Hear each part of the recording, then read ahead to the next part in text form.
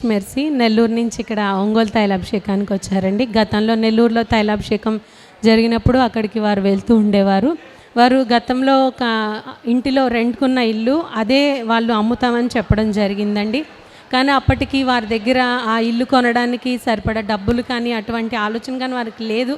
కానీ వారు అక్కడ తైలాభిషేకానికి వచ్చి దైవజనులతో చెప్పారు, ఇలా ఇల్లు అమ్ముతున్నారు, 29 లక్షలు విలువ చెప్తున్నారని దైవజనులకి చెప్పినప్పుడు దైవజనులు చెప్పారు, మీరు కొంటారు పొండి అని అన్నారు. అంటే వారు ఆశ్చర్యపోయారనమాట. అంటే వారి దగ్గర అంత అమౌంట్ అది లేకపోవడంతో వారు కంగారు పడ్డారు. కానీ దైవజనులు అయితే మీరు తప్పకుండా ఆ ఇల్లు కొంటారు అని చెప్పడం జరిగిందండి.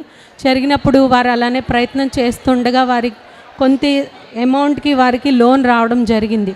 వారు ఆ ఇంటికి సరిపడా డబ్బులు ఇవ్వడానికి 3 నెలలు టైం ఇచ్చారు. టైం ఇచ్చినప్పటికీ కొంత అమౌంట్ లోన్ వచ్చింది. ఆ మిగిలిన అమౌంట్ కోసం వారు బయట వారి దగ్గర ఎంతమంది దగ్గర ప్రయత్నం చేసినా, ఆయన గతంలో సహాయం చేసిన వారి దగ్గర కూడా అడిగినప్పటికీ వారు సహాయం చేయలేక ఆయన కొంటామా కొనమా అనే స్థితిలో ఉన్నప్పుడు దేవుడు వారి పట్ల కార్యం చేసి ద్వారాలు తెరిచారు. ద్వారాలు తెరిచి బయట వారి దగ్గర కాకుండా వాళ్ళ ఇంట్లోనే వాళ్ళ బంధువుల ద్వారానే దేవుడు సహాయం చేశారని, ఆ అమౌంట్ అంతా సమకూడి ఆ ఇంటికి సరిపడా డబ్బులు వారు ఇచ్చి ఆ ఇల్లును వారు స్వాధీనం చేసుకోవడానికి దేవుడు కృప చూపించారని గత నెలలో ఏప్రిల్ నెలలో వారు ఆ గృహాల్లోకి వెళ్ళడం జరిగింది. తీసుకొని దేవుడు చేసిన ఈ కార్యం బట్టి దేవునికి మహిమ కలుగును గాక. అలానే వారు చెప్తున్న సాక్ష్యం ఏంటంటే, వారు మార్చి నెలలో హైదరాబాద్ వచ్చారు.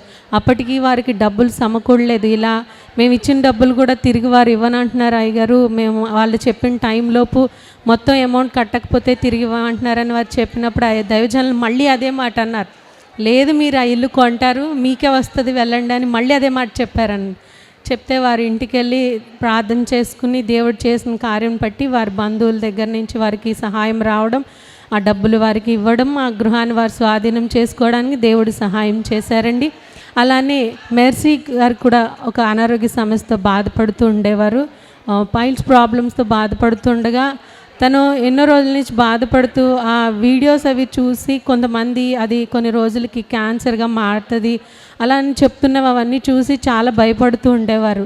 దైవజనులతో ఇలా చెప్పి ప్రార్థన చేయించుకున్నప్పుడు నీకు ఏమీ ఉండదు, మొత్తం పోతుంది అని దైవజనులు నీవు బాగుపడతావరా అని ప్రార్థన చేసి పంపించారు. పంపించినప్పుడు తను ఇక్కడి నుంచి తీసుకెళ్ళిన ఆ ప్రార్థన నూనె తను వేసుకుంటున్న మందులతో పాటు నోట్లో వేసుకుని తన గాయాలపైన రాసుకుని ప్రార్థన చేసుకుంటూ ఉండగా దేవుడు తనకి పూర్తయిన స్వస్థతనిచ్చాడని వారి సాక్ష్యం చెప్తున్నారు. దేవుడు వీరి జీవితంలో చేసిన ఈ కార్యాన్ని బట్టి దేవునికి మహిమ కలుగును గాక.